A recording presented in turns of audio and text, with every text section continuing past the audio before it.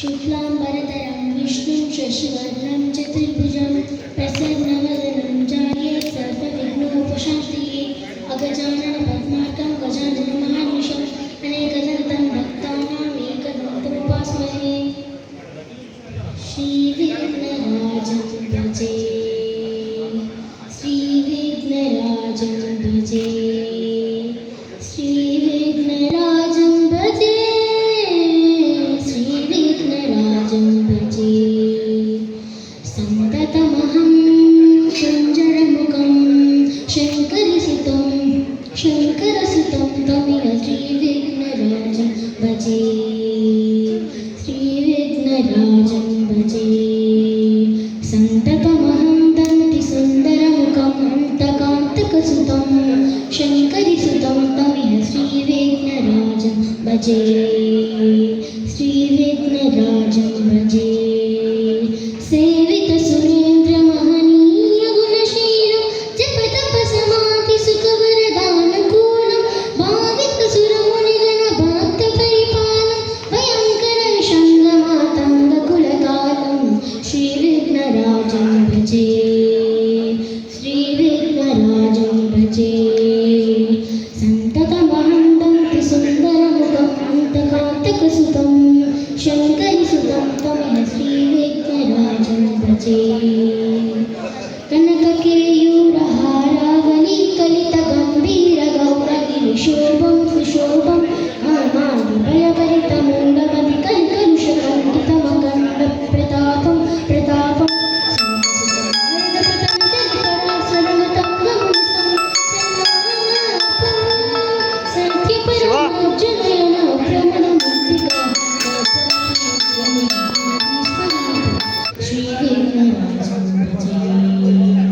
श्रीविघ्नराजं भजे सन्ततमहं दन्तिसुन्दरमुखं अन्तकान्तकसुतं शङ्करसुतं तमिह श्रीविघ्नराजं भजे श्रीविघ्नराजं भजे श्रीविघ्नराजं भजे श्रीविघ्नराजं भजे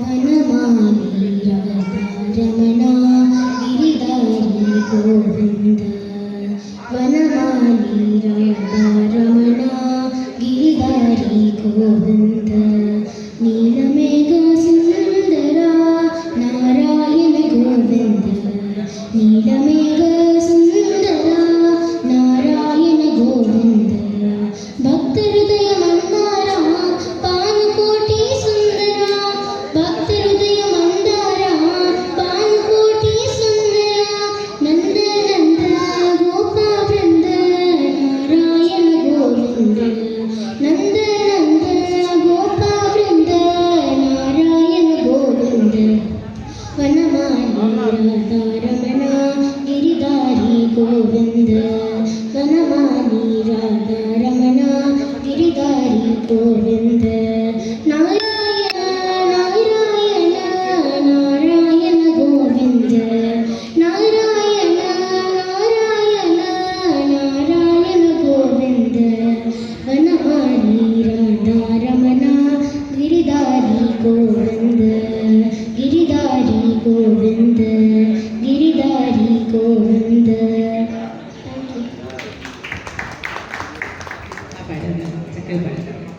ఇప్పుడు కస్తూరి వశిష్ఠ నేను మైక్ పట్టుకుంటాను. మా మనవడండి వెంకట సాయి వశిష్ఠ 10వ క్లాస్ చదువుతున్నాడు. వేణువు మీద వాయిస్తున్నాడు. మొదలు పెడతాను.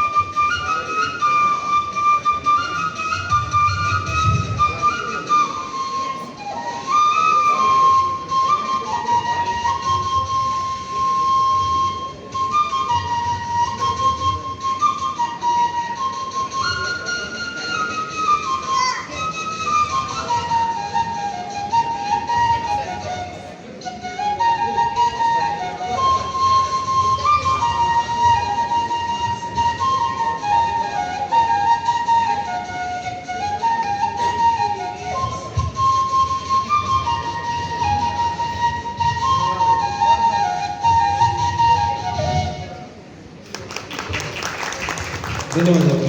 నా పేరు కృష్ణ. ధన్యవాదాలండి మీ ఆశీస్సులు అందించి.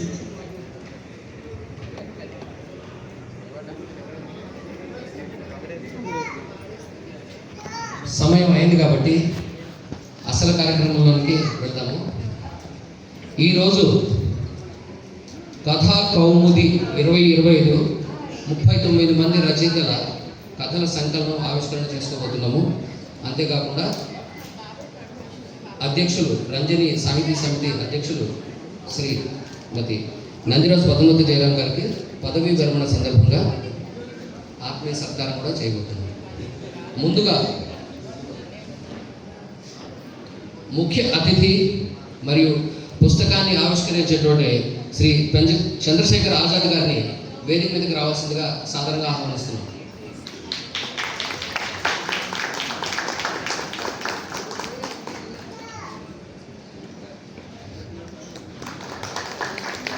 చంద్రశేఖర్ ఆజాద్ గారు సుప్రసిద్ధ సాహిత్యవేత్త, తెలుగు సాహిత్యంలో అందరికీ సుపరిచితమైన పేరు. వీరి గురించి ఒక చిన్న బ్రీఫ్ని AG audit assistant audit officer Kumari Spandana తెలియజేస్తారు.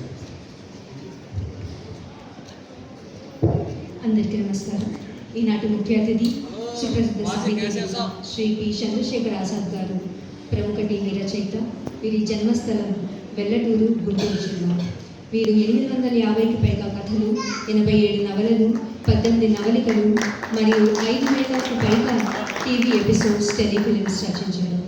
సంయుక్త రాష్ట్రంలో 2 నంది అవార్డులను సొంతం చేసుకున్నారు. వీరు కళారత్న, ఉగాది పురస్కార గ్రహీతలు. అలాగే రేడియో, సినిమా, కవిత్వం, నటన, కాలమ్స్, ముందు మాటలు, వ్యాసాలు ఇలా 4.5 దశాబ్దాలుగా అనేక సాహితీ ప్రక్రియల్లో సాహితీ వ్యవసాయం గావించారు. వీరి మాయాలోకం నవలకు గాను కేంద్ర సాహిత్య అకాడమీ నుంచి బాల సాహిత్య పురస్కారం అందుకున్నారు. ఇటీవలే మునిపల్లి రాజుగారి పురస్కారం కూడా వీరికి లభించింది. వీరి చేదు పాట కథ ముల్కనూరు గ్రంథాలయం నమస్తే తెలంగాణ గారి పత్రికలు బహుమతి పొందింది. అలాగే వీరిగా చర్చకు నోచుకుంది. వీరు ఏపీ ట్రేడింగ్ కార్పొరేషన్లో ఉద్యోగానికి VRS తీసుకుని టెలివిజన్ రంగంలో పనిచేస్తున్నారు. అలాగే వారి సాహిత్య ప్రయాణాన్ని కూడా కొనసాగిస్తున్నారు. ధన్యవాదాలు. థ్యాంక్ యూ స్పందన. అలాగే మరొక ఆత్మీయ అతిథి శ్రీ ఆకెళ్ళ శివప్రసాద్, వీరిని వేదిక మీదకి సాధారణంగా ఆహ్వానిస్తున్నాం.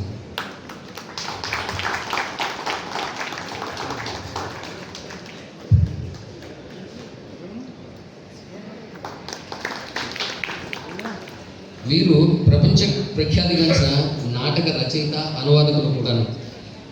వీరి గురించి పెద్దగా ఇంట్రడక్షన్ చెప్పాల్సిన అవసరం లేదు. ఈ మధ్యన రంగమార్తాండ అనే సినిమా చూసిన వాళ్ళందరికీ కూడా, లేదా ఎప్పుడెప్పుడు చిన్న చిన్న బిట్స్ చూసిన వాళ్ళకి కూడా ఆకెళ్ళ శివప్రసాద్ గారి డెప్త్ ఏంటో అర్థమవుతుంది. నేను ఒక చిన్న డైలాగ్ చెప్పేసి ఆయన ఇంట్రడక్షన్ చెప్పే ప్రయత్నం చేస్తాను. నేను ఒక నటుడిని, నేను మాత్రం నలుపు తెలుపుల గందరగోళంలో బ్రతుకుతుంటాను. నేను మాత్రం నలుపు తెలుపుల గందరగోళంలో బ్రతుకుతుంటాను. నేను ఒక నటుడిని, జగానికి జన్మిస్తాను, సగానికి జీవిస్తాను, యుగానికి మనసిస్తాను, పోయినా బ్రతికుంటాను. తెలుగు సినిమా సాహిత్యాన్ని, దాన్ని అంటిపెట్టుకుని పెరిగే అనేక కళల రూపాలకి ఈ మాటలు ఒక అద్భుతమైన నిర్వచనంగా అనిపిస్తాయి. వారిని సాధారణంగా ఆహ్వానిస్తున్న ప్రజలు తెలుసుకుంటారు.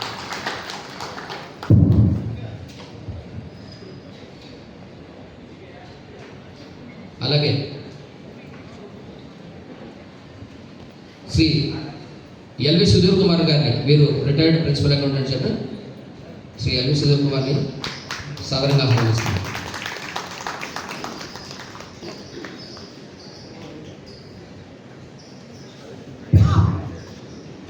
అందరు ప్రిన్సిపల్ ఏజీలకి, డీజీలకి, డిఏజీలకి ఇన్విటేషన్ పంపించడం జరిగింది. వారు వారి కార్యాలయ పనుల్లో బిజీగా ఉన్నారు. ఎప్పుడు వీలైతే అప్పుడు వస్తామని చెప్పారు. కార్యక్రమం ప్రారంభించుకోవచ్చని కూడా సెలవిచ్చి ఉన్నారు. కాబట్టి కార్యక్రమాన్ని ధైర్యంగా ప్రారంభం చేస్తున్నాము. అలాగే రంజని పూర్వ అధ్యక్షులు, మేము ఇప్పటికీ గుర్తులీలుగా భావిస్తున్నటువంటి శ్రీ చీకొల సుందరయ్య గారిని సాధారణంగా వేదిక మీదకి ఆహ్వానిస్తున్నాం.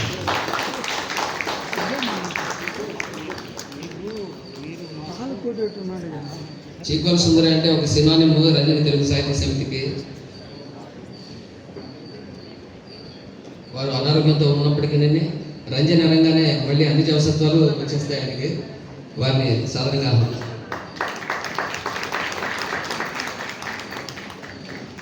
Last but not the least Ranjani అధ్యక్షులు శ్రీమతి నందిరాజు భగవత జయరాం గారిని వేదిక మీదకి రావాల్సిందిగా ప్రార్థిస్తున్నాను.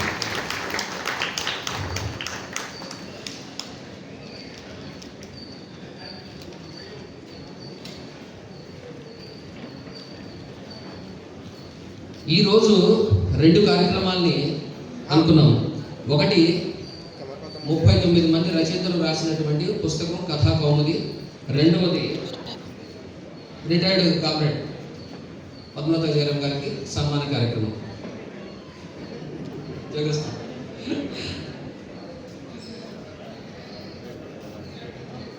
సాటి ఉద్యోగస్తుల సహాయ సహకారాలు, అధికారుల అండదండలు ఈ ఆఫీసులో ఉన్న అన్ని సాంస్కృతిక సంస్థలకు పుష్కలంగా ఉన్నాయి.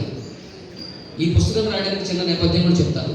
ఇటీవల జరిగిన రంజని సర్వసభ్య సమావేశంలో పదవీ విరమణ చేయబోతున్న అధ్యక్షుల వారికి